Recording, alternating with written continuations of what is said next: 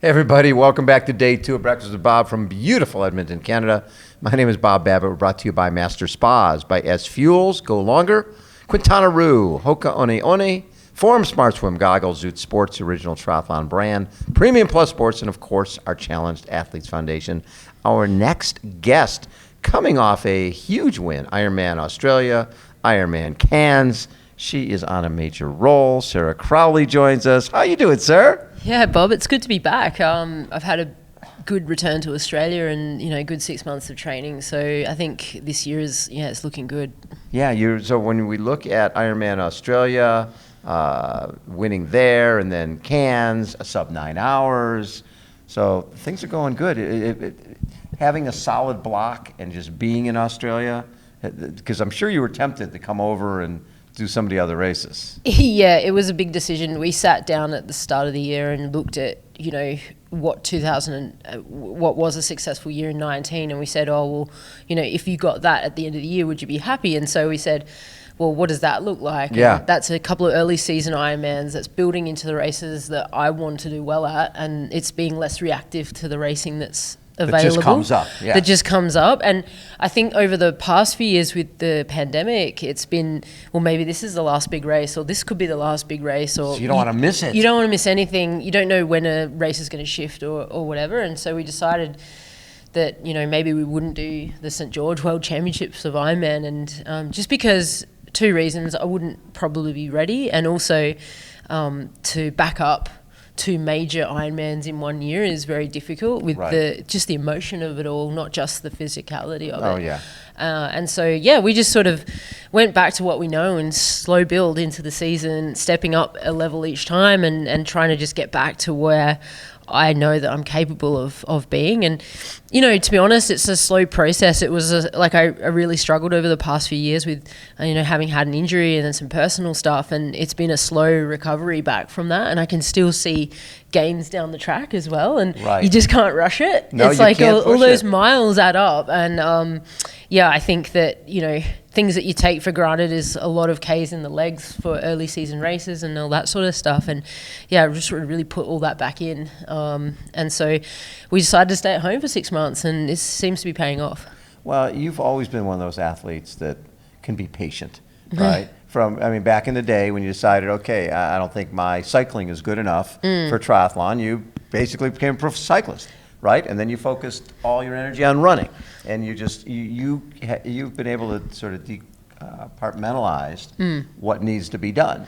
And obviously, it's Ironman, the World Championship, where you've been third at the Ironman World Championship. You want to be back there, but the bigger goal is Kona exactly in October. So it's hard to keep your eye on the prize. Yeah, and with a lot of fast racing going on, it's easy to kind of get a little bit distracted. There's a lot of money and everything else as well.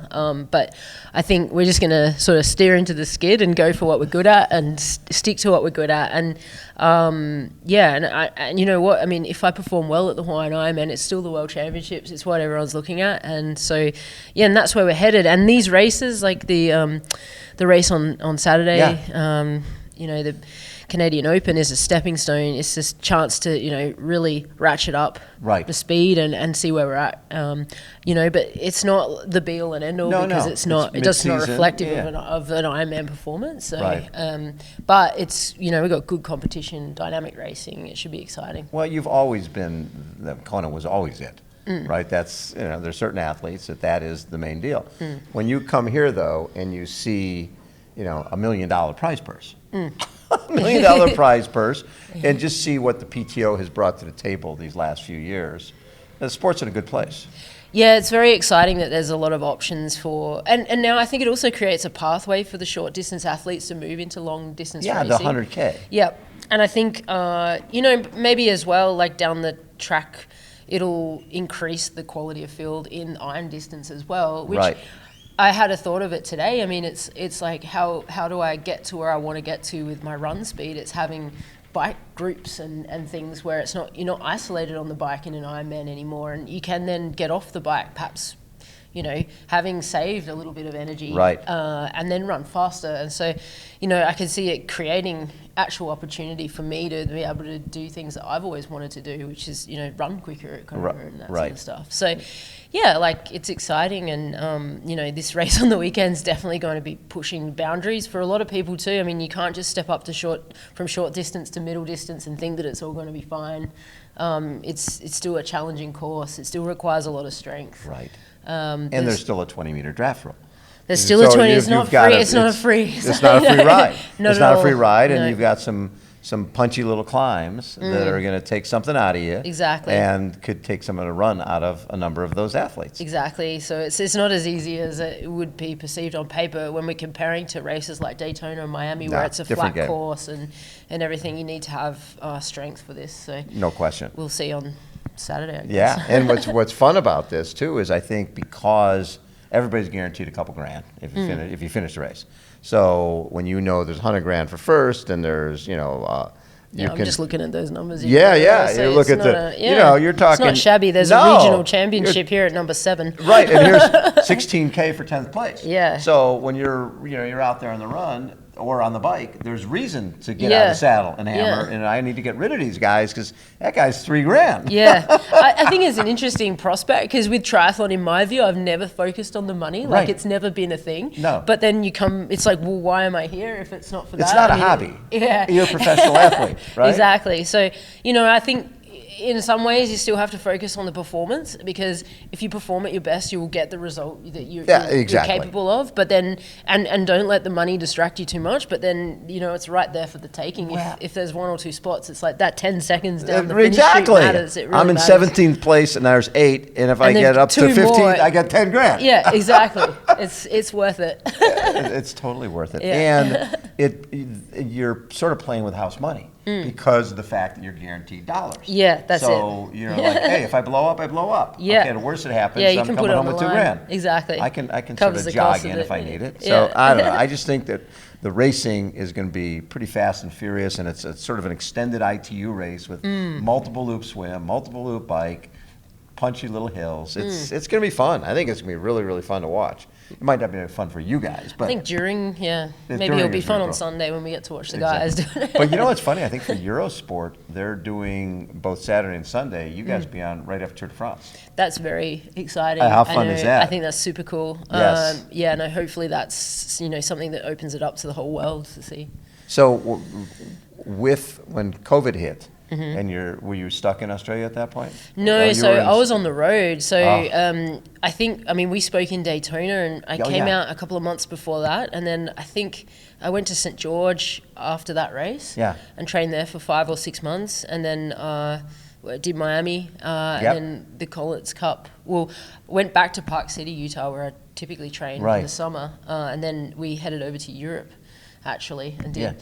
The Collins Cup, Challenge Roth, and Almere all within a week of each other. And most people didn't notice that I did that. It was like 3 weeks. I did a half and 2 Ironmans. Oh, that's right, because you did ITU World Triathlon Long Distance, 6th there, 5th in Roth, 14th Collins Cup. Yeah. They were a week apart. They were a week apart? Each, yeah. What are you, crazy woman? I don't know. I was because you're there. I was there, and it was like we signed up for the ITU Long Distance Worlds because pretty much as we were leaving to go to the Collins Cup, the Hawaiian Ironman got cancelled, and I was like, well, what are we going to bother with this? So let's just give it a go. I've always wanted to do 2 Ironmans in a row, but... How did you feel?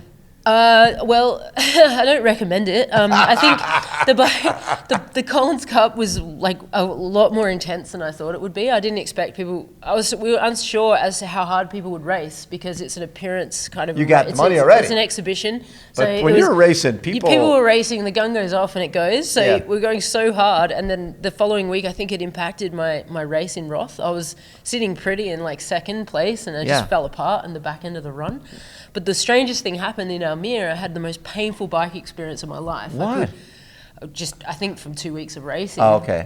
But I had the best marathon of the 3.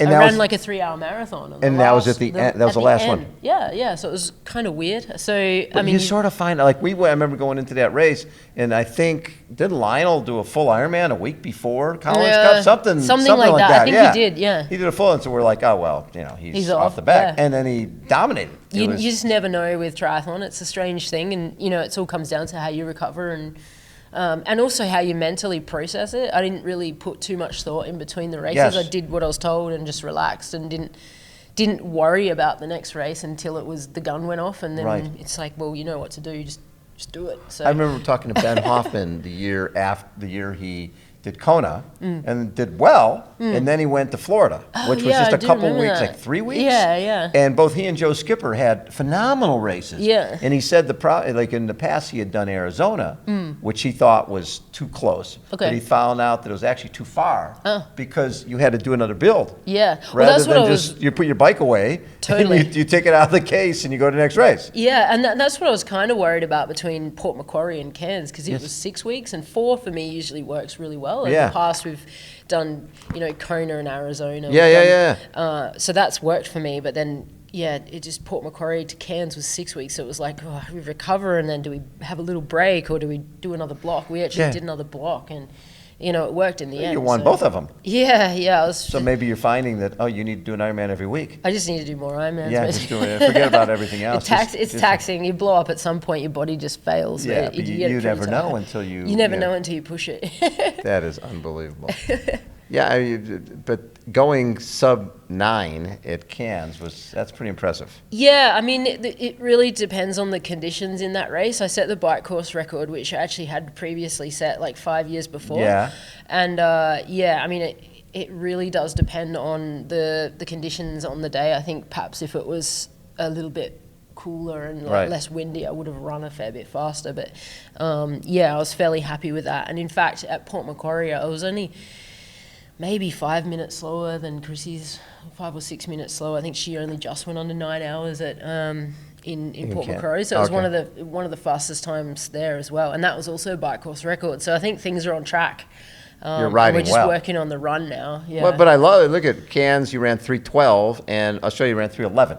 yeah, but it's not the level anymore. It's the level is sub 3. It's I know, but you're doing them back to back. Yeah. And I'm pushing the bike as well, and that's Right. the intent of those races. If we're not at the level on the bike, then it doesn't matter about the run. But you don't know, because it used to be conservative on the bike because you got to run a marathon. Yeah. Well, now it's Expected, You've got to hammer the bike and still be able to run hold a the fast marathon. Yeah. Yeah. So I think, that's the standard now. You've got to be riding, Yes. at the limit, and then find a way. And that's where the run comes in those races where you've got bigger groups, because although there's no drafting, there's still an advantage to riding with other people. Always. It saves a bit of watts, it saves a bit of energy. The pacing is more consistent. You're not out the front trying to find the road kind of thing, and the pace and setting the pace and everything else. So look, I mean, I'm looking forward to the next part of the year. I'm now at altitude, which always helps my run, and I know I'm capable of running a lot faster, so it's not it's just a matter of putting the steps in place It to doesn't get there. really matter till Kona anyways. No, exactly right. I think I'm sitting pretty, to be honest. You start pushing it too soon and you get injured. No, that's the deal. You got to get to the start line, and your happy half of it is place. getting to the Your start happy line place and- is Kona. Yeah, exactly. Yeah. So you at this point in your career, do you still feel you can win Kona? I think if I can get the run that I'm capable of right, doing, you've never that I've had never your really no, had you it, haven't and had it if there. I can just get it, I think Because your cycling now is at the place you need it to be. exactly, that's back up to where it should be, and everything else. And I'm actually swimming better than I ever have. I'm really happy that level of that is rising as well. Then why do you think? Just more swimming. More swimming. To be honest, I'm using the Form swim goggles, and I'm finding that. As well, you should. Yeah, well, especially during the pandemic, I was away from my coach. I needed to use them as like a training partner, basically. And, Right. I think I've just improved my pacing with that, and also being away from my coach, I've had to do all the swimming on my own. Right. And then so holding myself accountable to the times with the goggles, plus doing it on my own is just strengthening my You're answering to your goggles. Your goggles are telling yeah, you they're what my yeah. There's like, I gotta get back in the pool. I can't ever beat them. They're always. They're like, what are you? you better start swimming faster. Yeah, We're that's basically what it says. Yeah, exactly. Yeah. You, Sarah, you need to swim faster. They need to program that in there. Just words across the screen. Just Hurry up. smashing you. Come on. That is awesome. So will you do Collins Cup again? Or is that dependent on this weekend? I think it's dependent on this weekend. I hadn't intended to because it's in the preparation It's right in the for middle of Kona prep. Yeah, so it requires a week of travel to Europe. Right. And so... But it's good money. Oh, it actually, it honestly is. But then on top of that, it's like, well, so is Hawaii. And Yes. I think in total, the money in Hawaii is always going to be better. All right, yes. Like I said, though, it's not something Well, that and I also, ever... you do this sport for For a Hawaii. reason, yeah. Hawaii's a reason. for Yeah, you. and I feel like for me, and that's one thing that with all the racing and the way it panned out during the pandemic, I kind of lost my way a little bit in a sense that the races that I believed that were what I wanted to achieve and Right. goals and ambitions are linked to these races that weren't there anymore, and that made it very difficult to aspire to, achieving things. Right. It's really strange. So I, have always seen Hawaii as my target race, and it's gone. It's like 2020. and it's like, well, we'll just sort of wait for that thing to happen, and it's sort of so it's back now, and I don't want to compromise it. So I don't guess blame you. Yeah, because you don't know. And when you go through what we went through with COVID, you're more appreciative of the races that you want to do, the fact that they're there. absolutely. Yeah, and you, if they are there, you want to make sure that You're you are ready. 100% ready to give it your very best shot. Yeah, I think, and as for the Collins Cup, this weekend it will come down to a lot of the girls from the international team that are here. Everyone's here because of that, I think. Right. I'd originally planned to do a different race a couple of weeks ago, and then it got shifted, and then I decided that this would be a better hit out for me to sort of test where my speed's at. Yeah. But, basically, I think, if it would come down to me with Ellie, really, as to who gets in the team for the Collins Cup and who performs on That'll Saturday be fun. in that race. So, yeah, not only is a couple of places more money, but it's potentially the opportunity to race at the Collins Cup. And which brings more money. Which brings more money, I guess. Very cool. Sarah, always such a treat. It's been far too long since we got together in I person. know, Miami last year. I think it was in Wow. Miami. Yeah. Yeah. Sarah Crowley has been our guest. She's going to have a great race on Saturday. I see it Bob. coming. Thanks, everybody, for tuning in. Again, Breakfast with Bob. Hold on, everybody. We will be right